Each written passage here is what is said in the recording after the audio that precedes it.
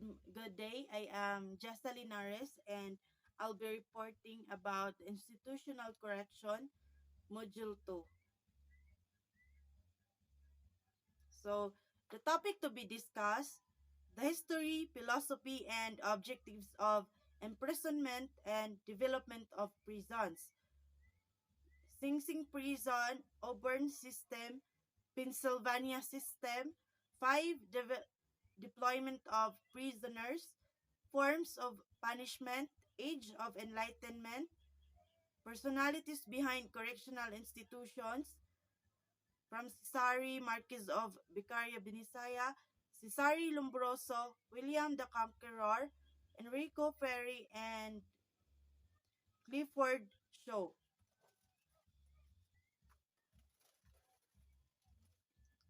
Sing Sing Prison. Sing Sing Correctional Facility is an active maximum security prison where the theories and realities of criminal punishment and rehabilitation have played out for almost 200 years. It's a place with diverse stories from multiple perspectives. As an emerging voice, our goal is to deliver new ways of standing for a fairer future. So this is the image of the Sing Sing prison. One of the country's most notable prison has for 200 years. Lead lead shifts in the national prison system from the adoption of a system stressing separation from other prisoners to major reform movements. The prison and specifically its historic cell block has for decades raised conversations surrounding major criminal justice issues such as the architecture of confinement, women in prison, progressive reform, corporal and capital punishment, congregant and contract labor, mass incarceration, and prison in popular culture. So, it is the most, Sing Sing prison is the most notable prison for 200 years. And and for decades, it raised conversations surrounding major criminal justice issues. So what is this? Such as architecture of confinement, women in prison, and progressive reform, and many others. So on June 1, just discovered the history of Sing Sing Prison at a virtual event creating the Sing Sing Prison Museum. The event will be led by Sing Sing Prison Museum Executive Director Brent Glass along with his staff. Tickets are free but exclusively for untapped New York insiders. So the Sing Sing Prison nowadays have been a museum. So the Sing Sing Prison Museum Executive Director was Brent Glass. So si Brent Glass mo'y Executive Director. Sing Sing Correctional Facility, formerly Ossining Correctional Facility, is a maximum security prison operated by the New York State Department of Corrections and Community Supervision in the village of Ossining.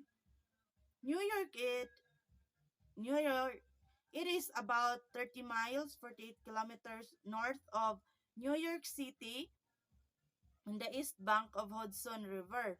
It holds about 1,700 inmates and housed the execution chamber for the state of New York until the abolition of capital punishment in New York in 2004.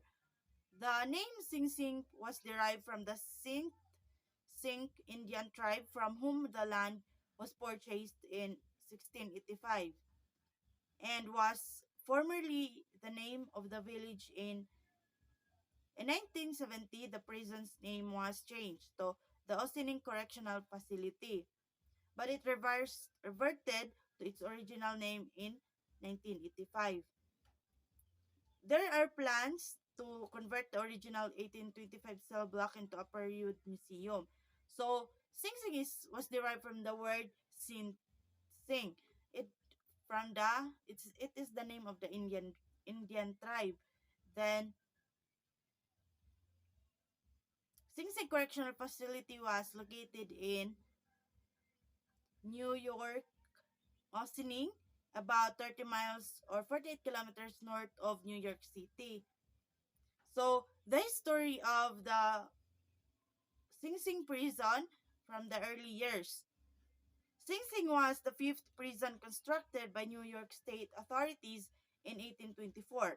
The New York legislature gave Elam Lentz, warden of Auburn Prison, and a former United States Army captain, the task of constructing a new, more modern prison. Lynn spent months researching possible locations for the prison, considering Staten Island and the Bronze and Silver Mine Farm, an area in the town of Mount Pleasant on the bank of the Hudson River.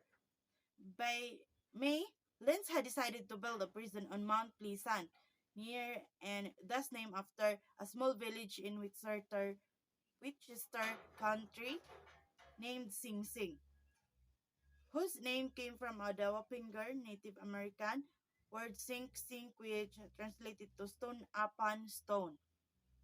In March 1825, the legislature appropriate 20,000 US dollar to purchase the 130 hectare or 0.53 km squared site, and the project received the official stamp of approval.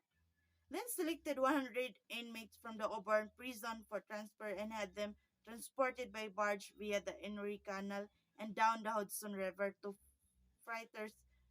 On their arrival on May 14, the site was without a place to receive them or a wall to enclose them. Temporary barracks, a cookhouse, carpenter, and blacksmith shops were rushed to completion. When it was opened in 1826, it was considered a model prison because it earned a profit for the state. By October 1828, Sing Sing was completed. Lenz employed the Auburn system, which imposed absolute silence on the prisoners. The system was enforced by whipping and other punishment. It was John Locke, the prison chaplain around 1843, who held the principal keeper of Sing Sing. Elam Lynch accountable to New York Governor William H. Seward and President of the Board of Inspectors John Edmonds to have Lynch removed. Chaplain luckily proceeded to create a great religious library. His purpose was to teach correct moral principles. His religious library was challenged in 1844 when John Edmonds placed Eliza Farnham in charge of the women's ward at Sing Sing. In 1844, the New York Prison Association was inaugurated to monitor state prison administration. The New York Prison Association was made up of reformers interested in the rehabilitation and humane treatment of prisoners. Farnham was able to obtain the job largely on the recommendation of these reformers. Farnham overturned the recommendation of this reformer and strictly silent practice in prison and introduced social engagement to shift concern more toward the future instead of dwelling on the criminal past. She included novels by Charles Dickens and Chaplain Locke's religious library, novels the chaplain did not approve of. This was the first documented expansion of the prison library to include moral teaching from secular literature.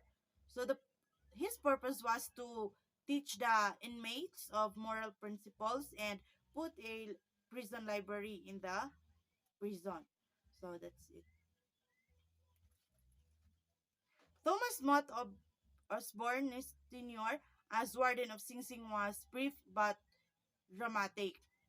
Osborne Osborne arrived in 1914 with a reputation as a radical prison reformer. His report of a week-long incognito stay inside New York Auburn's prison and dictate traditional prison administration in merciless detail. Prisoners who had bribed officers and intimidated other inmates lost their privilege under Osborne regime. One of them conspired with powerful political allies to destroy Osborne's reputation, even succeeding in getting him indicted for a variety of crimes and maladministration. After absorbing triumph in court, was returned to Sing Sing was a cause of wild celebration by the inmates. Another notable warden was Lewis Lawis. He was offered the position of warden in 1919, accepted in January 1920, and remained for 21 years as Sing Sing warden. While Warden Lawis brought about reforms and turned what was described as an old hellhole into a modern prison with sports teams, educational programs, new methods of discipline, and more. Several new buildings were constructed during the years Lawis was warden.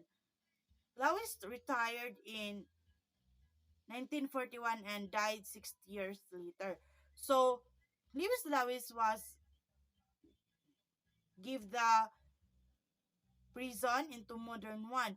It have a sports team, educational program, and new method of discipline more. Then in 1943, the old steel block was closed and the metal bars doors were donated to the war effort. In 1989, the institution was accredited for the first time by the American Correctional Association, which established a set of national standards by which it judged every correctional facility. As of 2019, Sing Sing houses approximately 1,500 inmates, employs about 900 people, and has hosted over 5,000 visitors per month. The original 1825 cell blocks is no longer used, and in 2002, plans were announced to turn it into a museum. In April In April 2011, there were talk of closing the prison to take advantage of its valuable real estate. So, this was the warden of Sborny. So, Old Sparky, the electric chair at Sing Sing prison in the early 20th century. In total of 614 men and women, including 4 inmates under federal death sentences, were executed by electric chair at Sing Sing until the abolition of the death penalty in 1972. After a series of escapes from death row, a new death house was built in 1920 and began executions in 1922. High-profile executions in Sing Sing electric chair, nicknamed Old Sparky, include Julius and Ethel Rosenberg on June 19, 1953 for espionage for the Soviet Union on nuclear weapon research, and Gerhard Pfaff on August 12, 1954 for the murder of an FBI agent. The last person executed in New York State was Eddie Lee Mays for murder on August 15, 1963. In 1972, the United States Supreme Court ruled in Foreman v. Georgia that the death penalty was unconstitutional, and if its application was inconsistent and arbitrary, this led to temporary de facto nationwide moratorium or executions resumed in other states in 1977. But the electric chair at Sing Sing remained. In the early 1970s, the electric chair was moved to Green Haven Correctional Facility in working condition but was never used again. So this is the image of the old Sparky, the electric chair at Sing Sing Prison in the early 20th century. So Old Sparky is the nickname of the electric chair in Arkansas. So Connecticut, Florida, Georgia, Illinois, Kentucky, Nebraska, New York, Ohio, Oklahoma, South Carolina, Texas, Virginia, and West Virginia. Old Smoky was the nickname in the electric chair used in the Jersey, Pennsylvania, and Tennessee. Old Sparky is sometimes used to refer to electric chair in general and not one of the specific state. So Old Spark is ano siya, electric chairs that is being used as one of the way in death penalties. The educational program. In 1996, Catherine Volkmans founded Rehabilitation Through the Arts, or RTA, at Sing Sing, enabling theater professionals to provide prisoners with a curriculum of year-round theater-related workshops. It has produced several plays at Sing Sing open to prisoners and community guests, and has shown that the use of dramatic techniques leads to significant improvement in the cognitive behavior of the program's participants and a reduction in recidivism. Once paroled, its impact on social and institutional behavior was formally evaluated by the John Jay College of Criminal Justice. In collaboration with the New York State Department of Corrections, led by Dr. Lorraine Moeller, professor of speech and drama at John Jay, the study found that it had a positive impact on prisoners. Pave Stanimorovic, one of the program's first participants, that the longer the inmate was in the program, the fewer violation he committed. So, RTA currently operates at five other New York State prisons. So, through the through the arts or RTA, the inmates that will engage in this program will listen the violation that he committed, and that's it. The organization Hudson Link for Higher Education in Prison provides college courses to incarcerated people to help reduce recidivism and poverty and strengthen families and communities. In 1998, as part of the Get Tough on Crime campaign, state and federal funding for college programs inside the prison was stopped. Understanding the positive effects of education in the transformation and rehabilitation of incarcerated people. In the transformation and rehabilitation of incarcerated people, inmates at Sing Sing Correctional Facility reached out to religious and academic volunteers to develop a college degree granting program. Under Ann Reisner, Hudson Link for Higher Education in Prison was found to restore college education at Sing Sing through private fund. So, the football team. In 1931, new prison reform permitted Sing Sing State penitentiary prisoners to partake in recreation opportunities. The baseball and football teams and the vaudeville presentations and concerts were funded through revenue from paid attendance. Tim Mora, the owner of the New York Giant, sponsored the Sing Sing Black Sheep Sing Sing football team. Mara provided equipment and uniforms and players to tutor them in fundamentals. He helped coach them to the first season, known as the Black Sheep. They were also sometimes called the Zebras. All games were home games played at Lewis Stadium, named for Warden Lewis A. Lewis. In 1935, the starting quarterback and two other starting escaped the morning before a game. So, in Sing Sing prison, there were a football team in 1931, and it was sponsored by Tim Mara, the owner of New York Giants.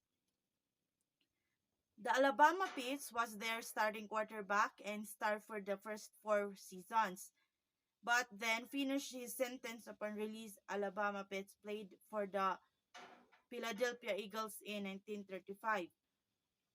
In 1932, graduate Jumbo Morano was signed by the Giants and graduate and played for the Patterson Nighthawks for the Eastern Football League. In 1934, State Commissioners of Correction Walter and Thayer banned the advertising of activities of the prison, including football games. So, in 1932, the football game was banned by Walter in Thayer. So, On November 19, 1936, a new rule banned ticket sales. No revenues would be derived from show and sports event ticketing. These funds had been playing for disbursement to prisoners' families, especially the kin of those executed, and for equipment and coaches' salaries. With this new edict, the season ended. The prisoners were no longer allowed to play football outside Sing Sing. So that's it. So the museum plans to turn a portion of Sing Sing into a museum date back to 2002, when local officials sought to turn the old powerhouse into the museum. Link a tunnel to a retired cell block for $5 million. In 2007, the village of Ossining applied for 12.5 million in federal money for the project. At that time, expected to cost 14 million US dollar. The proposed museum would display the Sing Sing story as it unfolded over time. The Auburn system.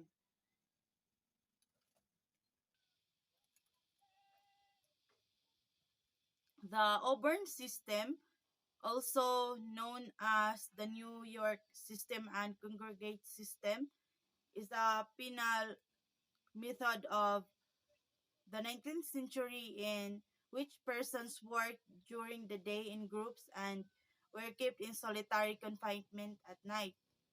With enforced silence at all times, the silent system evolved during 1820s at Auburn Prison in Auburn, New York, as an alternative to and modification of Pennsylvania system of solitary confinement, which it gradually replaced in the United States. Whigs favored this system because it promised to rehabilitate criminals by teaching them personal discipline and respect for work, property, and other people.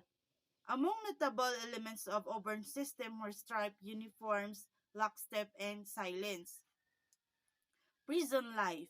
During the 19th century, prisoners had no rights nor any opportunity to live semi-comfortably. The Auburn system established several characteristics that were unique to the world of disciplinary conditions. Silence was the biggest factor among rules for the prisoners. John D. Cray, a deputy warden at the Auburn prison, demanded that prisoners be completely silent to take away the prisoner's sense of self. When the sense of self was taken away, many convicts obeyed the warden's wishes. The Auburn Correctional Facility is a state prison or state street in Auburn, New York, United States. It was built on land that was once a Cayuga village. It is classified as a maximum security facility. So this was the image. The lockstep and clothing. So Elam Lentz, in association with John D. Cray, developed a revolutionary system of transporting convicts within the prison. The prisoners marched in unison and locked their arms to the convict in front of them. The prisoners had to look to one side and were not allowed to look at guards or other inmates. The clothing at the prison was of grayish material with horizontal stripes. So this is Captain Lentz. So Captain Elam Lentz, 1784 to 1855, was a prison warden. He helped create the Auburn system, which consisted of congregate labor during the day and isolation at night, starting in 1821. He was warden of Sing Sing from 1825 to 1830. The punishment in the Auburn system. In 1821, a new principal, Keeper Elam Lenz, was appointed to run the prison. He believed in the disciplinary power of lash and used flogging to punish even minor infractions. In 1839, a prisoner died from neglect and overflogging. The Committee of Auburn and other staff members of the Auburn Theological Seminary petitioned to bring the issue of the punishments to the state government. The law stated that 6 blows on the naked back with a cat or 6-stranded whip was the most punishment that could be assigned for any one offense. So, women in the prison.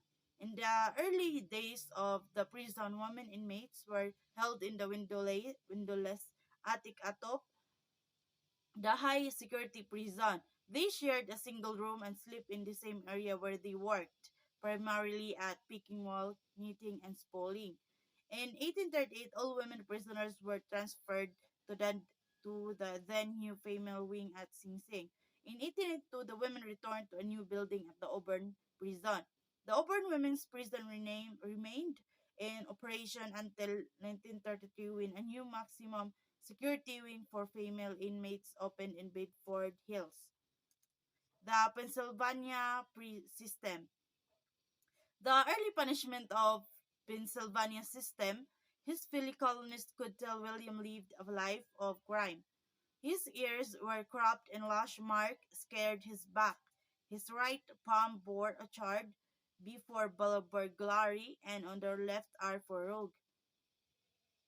If his crime piled any higher, death was the last beast hope the colony leaders had for his reform. His great grandson Edward also led a life of crime in the Pennsylvania colony.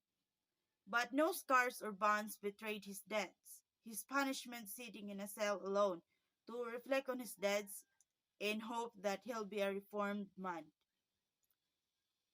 The 17th century preacher Titus Oates in a pillory. So the pillory is a device made of a wooden or metal framework erected on a post with holes for securing the head and hands, formerly used for punishment by public humiliation and often further physical abuse. The pillory is related to the stock. So this was the example of the pillory in the image. So pillory tower.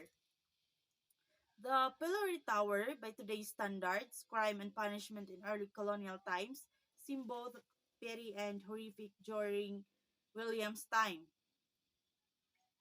Retribution, where the convicted person is given their just deserts, was the primary goal, and punishment was both excruciating and public. A death sentence met those who committed the biggest, like murder and rape. But for all other sins like lying, conjuring, adultering, skipping church, and being without means, various level of pain or torture and public were ordered and spite of the birth of reform.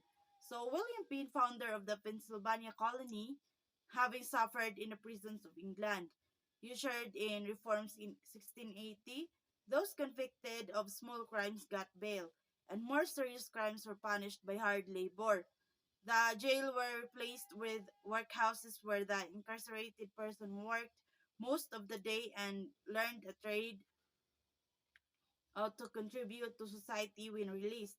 Free food and rudimentary health care was provided. Torture and humiliation was replaced with a modicum of dignity and humanity. So Paine died in 1718, and by all accounts, his reforms died with him. However, many scholars give Paine credit for moving the needle of reform, if only a few degrees. Hard labor and floggings replaced branding and maiming, and thought retribution was still the stated goal. Reformation of the offending person was now being openly considered. So the Quaker Friends and the Pennsylvania Prison Society. In 1787, Benjamin Franklin and a group of people, Quakers, formed and Philadelphia Society for Alleviating the Miseries of Public Prisons.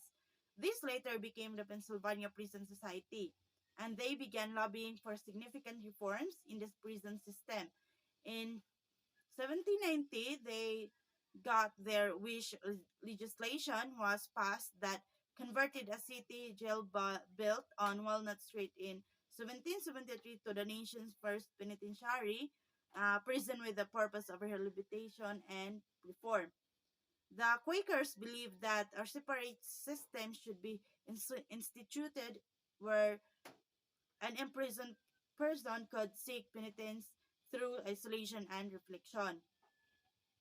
So the Walnut Street jail was converted a small one where added to the confined person was given materials and tools to make shoes, nails, tools, and others clothes. They were used in the prison system and surpluses were sold to the public. They saw no one but their guard and the only one then only once a day. So the Pennsylvania system.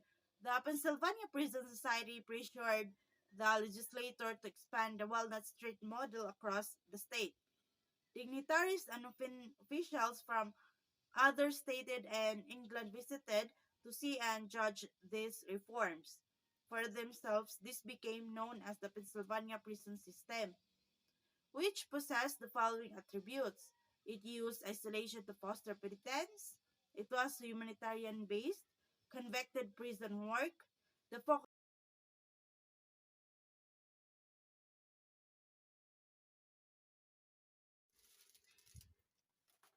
the end of an era. The Pennsylvania reforms brought overcrowding and increased cost. Soon the individual rooms gave way to larger rooms with multiple occupants, and fewer incarcerated people learned a skill as demand dried up for their products. The prison devolved into human storehouses, which soon became riddled with filth and disease. So, the Pennsylvania prison had been an overcrowding, and also due to the overcrowding, there are disease that happen in the inmates. So, there are five topics that will be discussed next. So the first one is incapacitation. So incapacitation seeks to prevent future crime by physically moving criminals away from society. This punishment can be traced to ancient times. Duran Smith and Hung Lu write in Punishment, a comparative historical perspective. Punishment was a common penalty in antiquity. Later, it was common for colonizing European countries to ship convicts and undesirable overseas.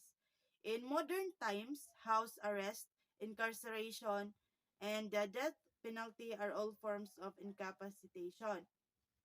So, finding by the Bureau of Justice Statistics, BGS, have brought the effectiveness of this method into question. According to BGS data, about two-thirds or 67.8% of prisoners released back into society were arrested for a new crime within 3 years. And about three quarters or 76.6% were arrested within 5 years. Despite these findings, incapacitation is a common form of punishment in the United States. So, second is deterrence. The goal of the deterrence is to persuade citizen and possible offenders or reoffenders to conform to the rules of law. Smith and Liu explained that four types of deterrence are generally recognized. So there are four. The first one is specific deterrence. Second, general deterrence. Third is marginal deterrence. Fourth is partial deterrence. So the first one is specific deterrence. This is analyze how effective punishment is on an individual future behavior. So this specific deterrence is applied to a one inmates in how on and how can it be effective for the inmates if he will be released in the prison for the future behavior. So the general deterrence seeks to understand how individual punishment can deter others from committing crimes. So the general deterrence is on well how can that imprisonment help the offender from committing crimes. The third one is marginal deterrence. seeks to reconcile how effective deterrence types of punishment are as either specific or general deterrence. So the fourth one is partial deterrence, refers to situations in which the threat of penalty has some deterrent value even when someone engaged in illegal behavior. For example, a criminal simply robbing a victim instead also of causing physical harm. So that's it. So the retribution, as one of the oldest form of punishment, retribution has roots in the Judeo-Christian tradition of justice.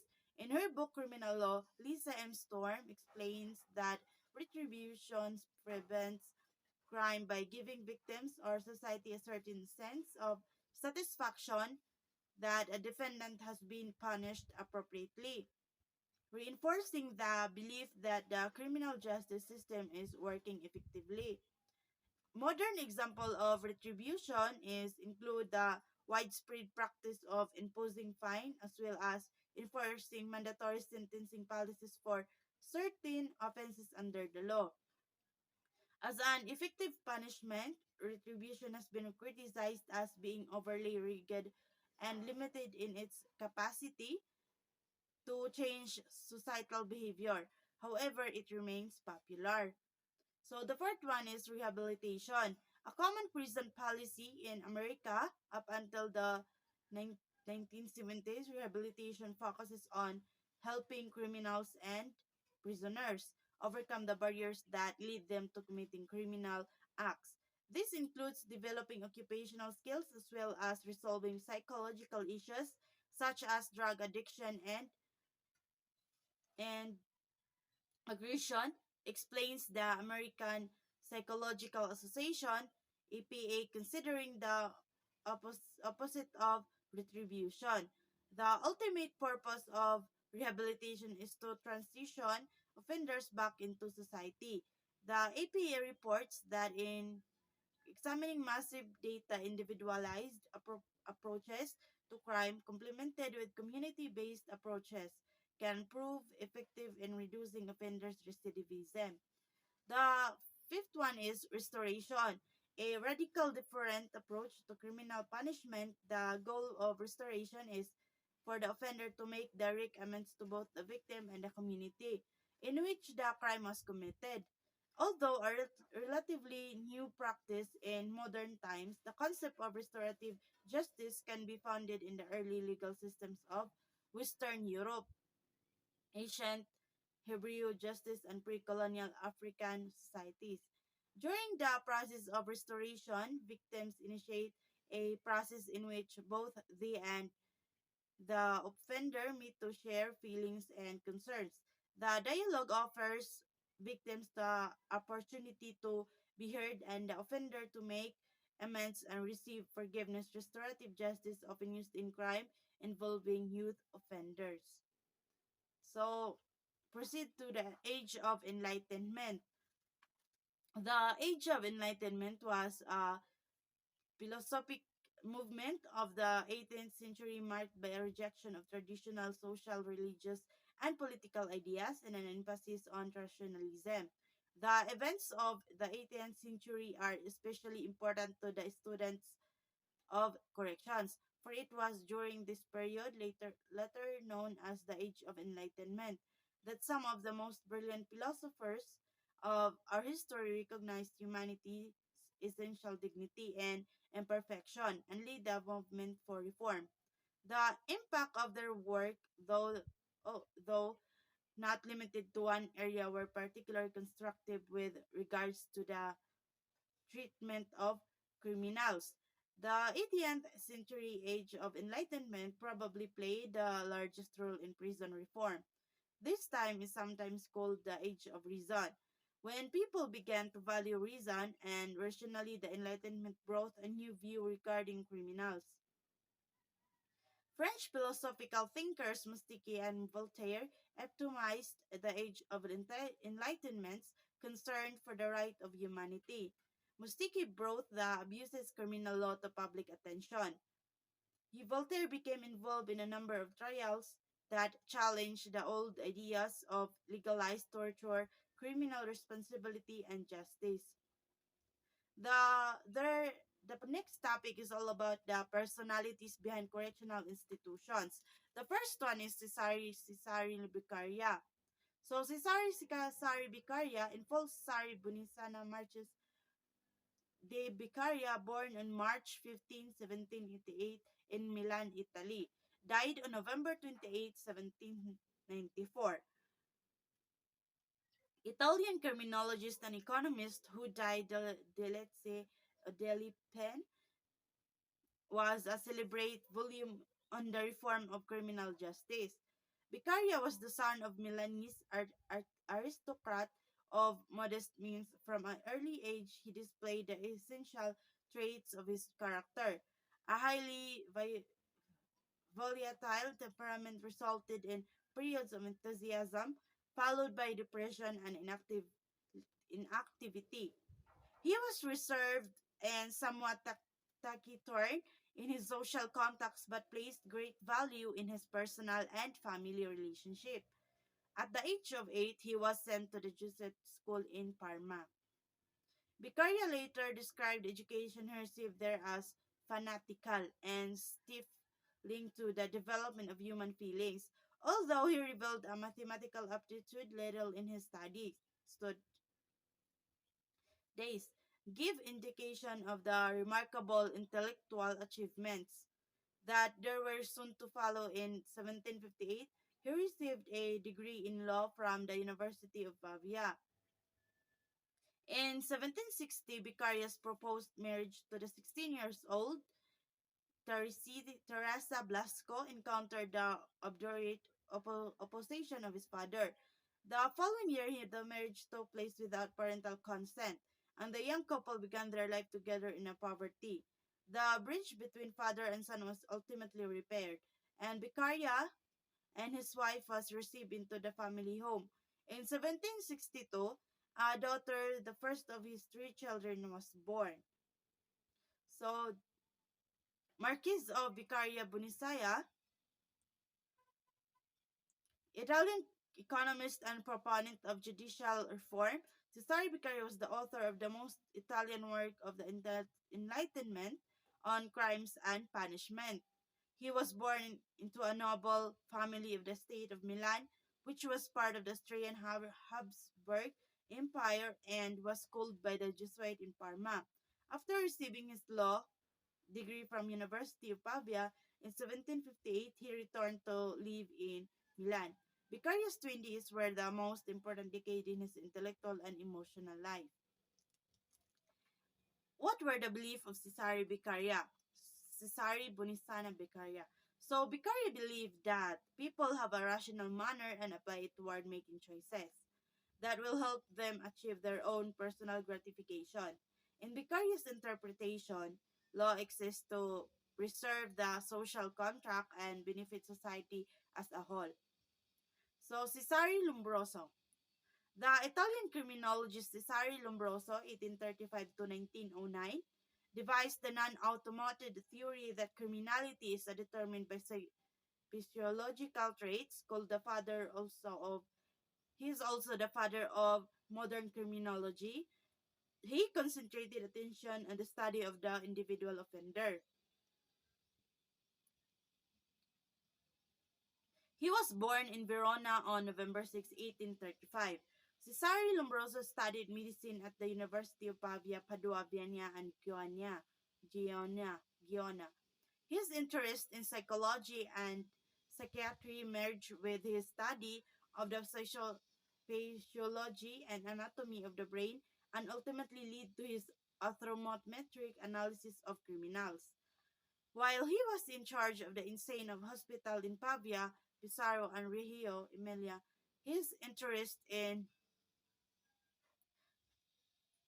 physiognomical characteristic of the mental disturbed increased. In 1876, Lombroso became professor of legal medicine and public hygiene at the University of Turin. That year, he wrote his most important and influential work, L'Uomo Delinquente, which went through 5 editions in Italian and was published in various European languages but never in English.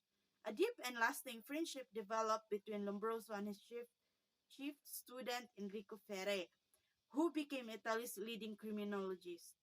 So, in his early life and education, Lombroso was born in Verona, Kingdom of Lombardy, Venetia on 6 November 1835 to a wealthy Jewish family. His father was Aaron Lombroso, a tradesman from Verona, and his mother was Zephyra Livy from Cherry near Turin. So Cesare Lombroso descended from a line of rabbis, which led him to study a wide range of topics in university. He studied literature, linguistics, and archaeology at the University of Padua, Vienna, and Paris. Despite pursuing these studies in university, Lombroso eventually settled on pursuing a degree in medicine, which he graduated with from the University of Pavia. The career of Lombroso. So Lombroso was initially an army surgeon, becoming in 1559 in 1866.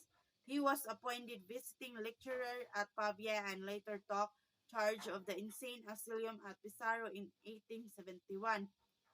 He became professor of forensic medicine and hygiene at Turin in 1878. That year, he wrote his most important and influential work, L'Uomo Delinquente, which went through five editions in Italian and was published in various European languages. This work is translated into English by 1900s, so including a partial translation of the Female Offender published in 1895 and read in August of that year by the late 19th century. English novelist George Gissing, Lombroso later became professor of psychiatry and criminal anthropology. So, personal life and final years of Lombroso. Lombroso married Nina de Benedite on April 10, 1870. They had five children together, one of whom, Gina, would go to the publish a summary of Lombroso's work after his death. Later in his life, Lombroso came to be influenced by Gina's husband, Guglielmo Ferrero, who led him to believe that not all criminality comes from one's inborn factors and that social factor also played a significant role in the process of shaping a criminal.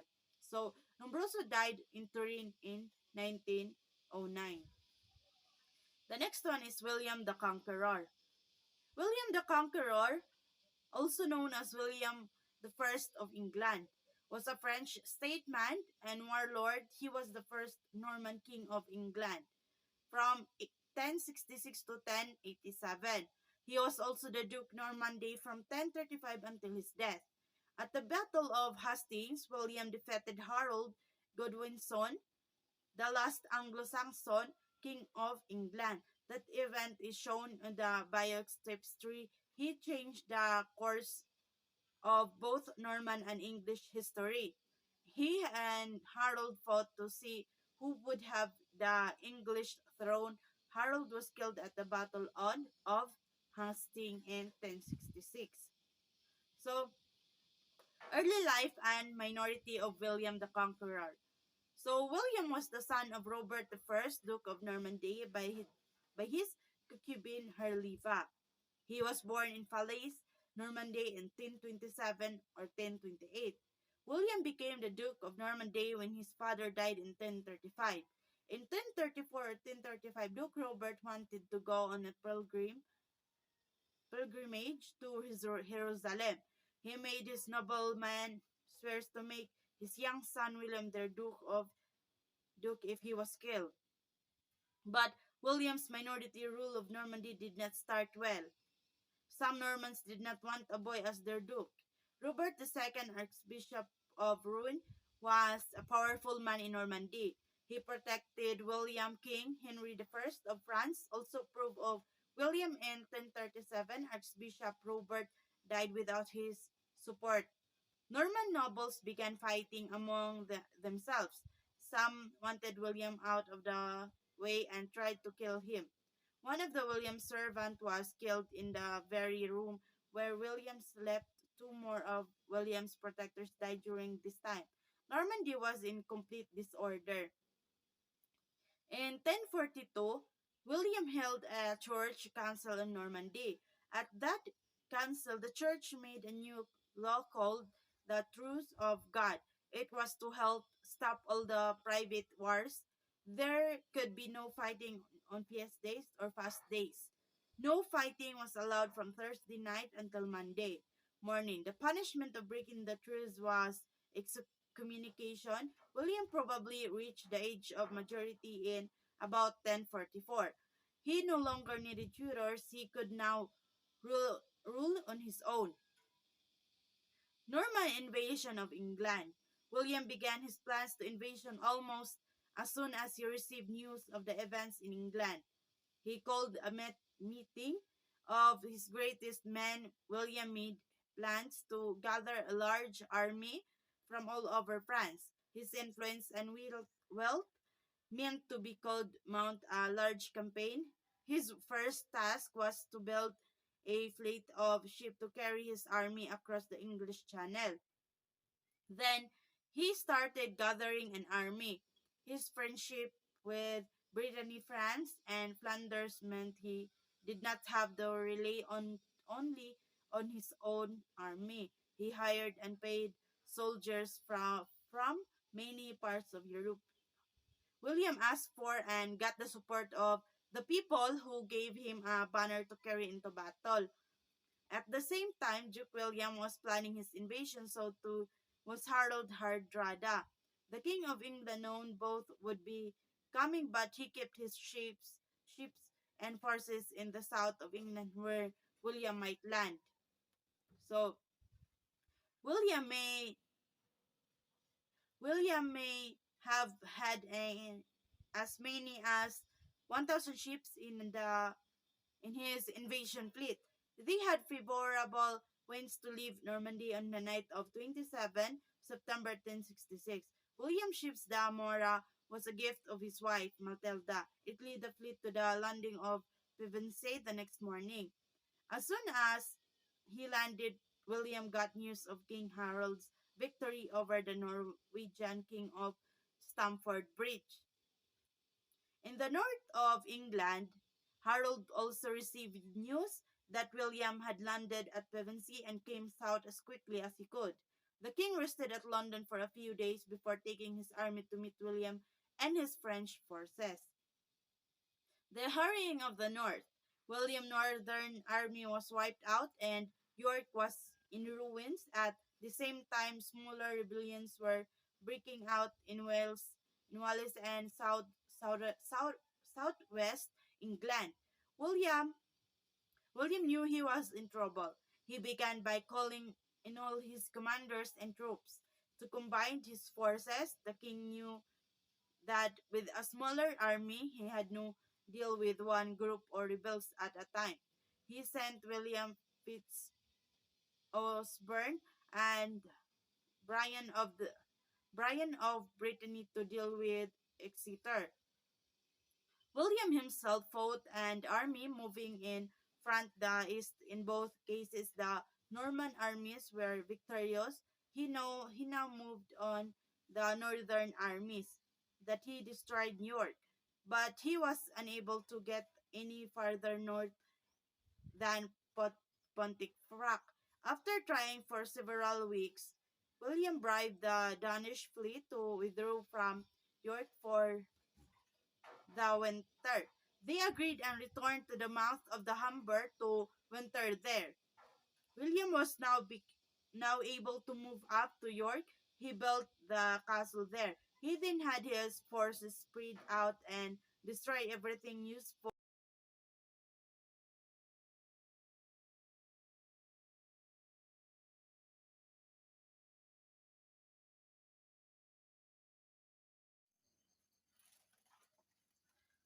The the result was widespread famine and the people of the area either left or starved to death. This was William's infamous harrying of the north. The result of all this was the surrender to his English earls and most of the rebels in England. The few remaining groups were quickly crushed by William's army, but one group proved more stubborn. This was at Chester, and after a forced march during winter, William surprised them before they were ready. After their surrender, he built two more castles there, then returned to his Winchester. So the hurrying from the north resulted to a starved to death. That's the result of the hurrying of the north. Then ruling England and Normandy. William never again had to lay waste to a county as he did to Yorkshire. He had death with the main threats to his rule, but some had only been solved in part. The Danish fleet came back in 1070, his time led by King Sven. They joined a small group of rebels in the Isle of LA led by Harry Ward the Wake. Again, William bribed the Danes to leave the death dealt with the rebels. Harry Ward was never heard from again. Then William now had to rule both England and Normandy. He found he had to be present to keep things under control. When he was in Normandy, troubles often broke out in England. When in England thought Normandy was being ruled by his wife Matilda, but felt Richin. The new Count of Anjou had taken Maine from William's control. William had to take it back in 1073. In 1082, William arrested his half-brother Odo, Bishop of Bayeux and Earl of Kent. The reasons were uncertain, but Odo was trying to raise an army to march in Rome. His plan was to become the next pope. William put him on trial in the Isle of Wight. In addition to other crimes was that of trying to raise an army among William's soldiers. As William pointed out, they were needed for the defense of England. Odo protested that not even a king could judge him. As a bishop, not only as a bishop, only the pope could. William replied that he wasn't seizing a bishop. He was seizing his earl who he had left in charge during his absence. Odo was imprisoned in Normandy for the rest of his life. So, in 1083, Queen Matilda died and was buried in Caen. The two had been very close and only disagreed over their son Robert Corthos. Robert had repeatedly rebelled against his father, yet kept in contact with his mother. This could rift between them. Philip I of France had found it difficult for his vassal to become a king like himself, and so resented William not strong enough to fight William himself. When Robert Curthose rebelled against his father, King Philip helped him. In the summer of 1085, William learned that Canute the Fourth of Denmark was getting a fleet ready to sail against England. William came back to England in the autumn with many soldiers. He had to pay them and feed them. At great cost, it may have been at this time he realized he had no records of what was owed him as king. He didn't know if he was collecting all the taxes that were due. Domesday Book. So, writing the Domesday Book. At his Christmas court of Gloucester in 1085, William asked that a great survey be taken in every part of England. The king wanted to know how many people lived in his realm. He wanted to know the size of every property, what each was worth, and how much income it brought in. No such survey had ever been made in England before. It was unique in details and its contribution to English history. The Domesday Book was the first public record in England. The text, the text of the book fit into two volumes. The first covered 31 counties. It was called Great Domesday because of its size. The second covered the counties of Essex, Norfolk, and Suffolk, and was made up of bishop and earls. Each panel collected information on several counties. William was presented with a large collection of written records on August 1st, 1086. This became the Domesday Book, thought it would be bound into books for almost another century. So the Domesday Book, it was a survey taken from part of England, and it was it have a two volume. So the first one is from name or called as a Great Domesday, and the second one is collected information on several counties. The second one is called Little Domesday. So the last year of William died when he was in Rouen, France, from injuries he had received from falling off a horse he owned. So he was died because of the injuries that came from falling off of the horse he owned. So the next is Enrico Ferre. So Enrico Ferre was born in Lombardy in 1856 and worked first as a lecturer and later as a professor of criminal law. Having spent time as a student of Cesare Lombroso, while Lombroso researched anthropological criminology, Ferre focused more on social and economic influences on the criminal and crime rates. So Ferre was born in Lombardy in 1856, and he is a student of Cesare Lombroso. Then he focused about the economic influence of on the criminals and crime rates. So Ferris' research led to him postulating theories calling for crimes prevention methods to be the mainstay of law enforcement as opposed to punishment of criminals after their crimes had taken. He became a founder of the Positivist School. So siya sa ang founder sa Positivist School. And he researched psychological and social positivism as opposed to the biological positivism of Lombroso. Very at that time, a radical was elected to Italian parliament in 1886. In 1893, he joined the Italian Socialist Party and edited their daily newspaper. The Avante.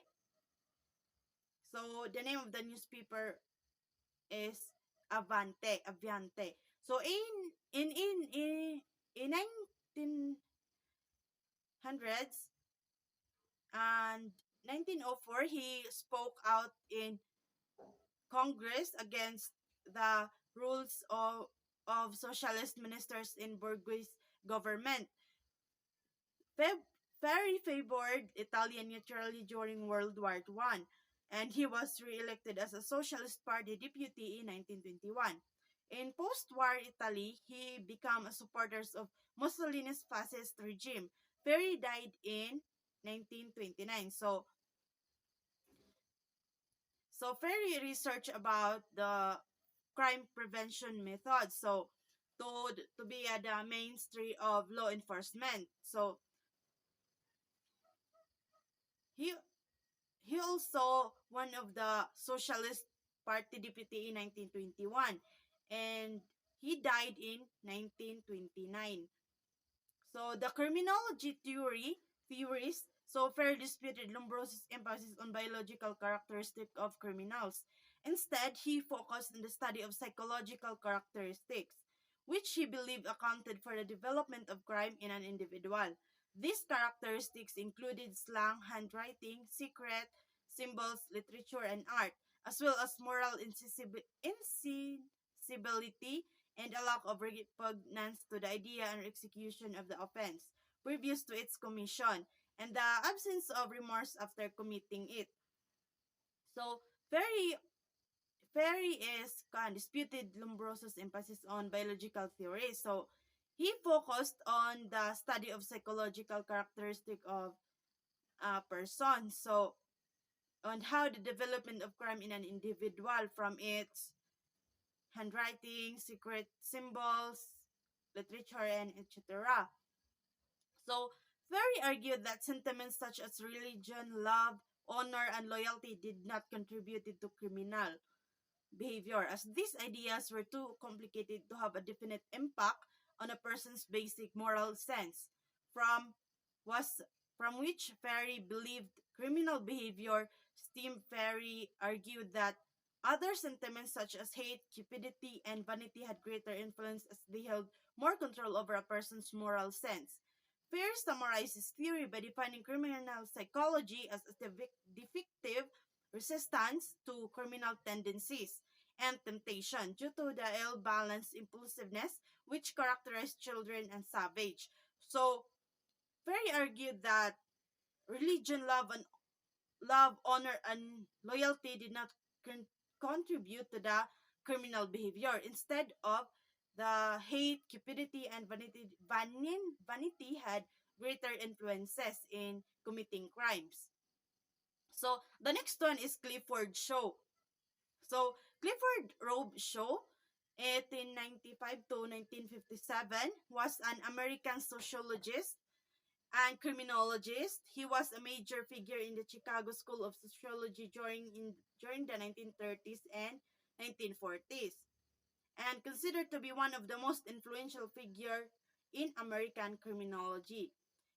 He worked on juvenile delinquency with Henry D. Mackay, conducted in the late 1920s, played a pivotal role in moving the study of such delinquency towards the discipline of sociology and away from psychology and psychiatry. Shaw and Mackay's work spanned through general areas studying geographic variation in rates of juvenile delinquency, the study of autobiographical works by delinquents, and the development of the Chicago Area Project, a delinquency prevention program in the Chicago area. The two such studies, published by Shaw and Mackey in the 1930s and 1940s, were still held in high regards among social scientists in the 1970s. The juvenile delinquency is also, what is juvenile delinquency? So also known as juvenile offending. It is the act of participating in unlawful behavior as a minor or individual younger than the statutory age of majority. For example, in the United States of America, a juvenile delinquent is a person who is typically below 18 or 17 years of age and commits an act that otherwise would have been charged as a crime if they were an adult. Juvenile crimes can range from status offenses such as underage smoking or drinking to property crimes and violent crimes. So this one is juvenile delinquency is a crime that is committed by a younger or minor age of a person. So the just like underage smoking or drinking. So some scholars have found an increased arrested for youth and have concluded that this may reflect more aggressive criminal justice and zero tolerance policies rather than change in youth behavior. So youth violence rate in the United States have dropped to approximately 12% of peak rates in 1993, according to the official U.S. government statistics suggesting that most juvenile offending is non-violent.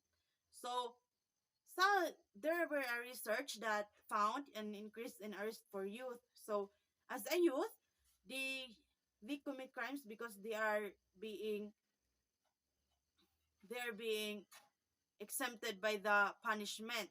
So some of them are committing crimes. So that's it. So juvenile detention centers, court, and electronic monitoring are common structures of the juvenile legal system. Juvenile court are in place to address offenses for minor as civil rather than criminal cases in most instances. The frequency of use and structure of these courts in the United States varies by state, depending on the type and severity of the offense committed. It is possible for people under 18 to be charged and treated as adults. So that's it. And that will be my report. Thank you for watching.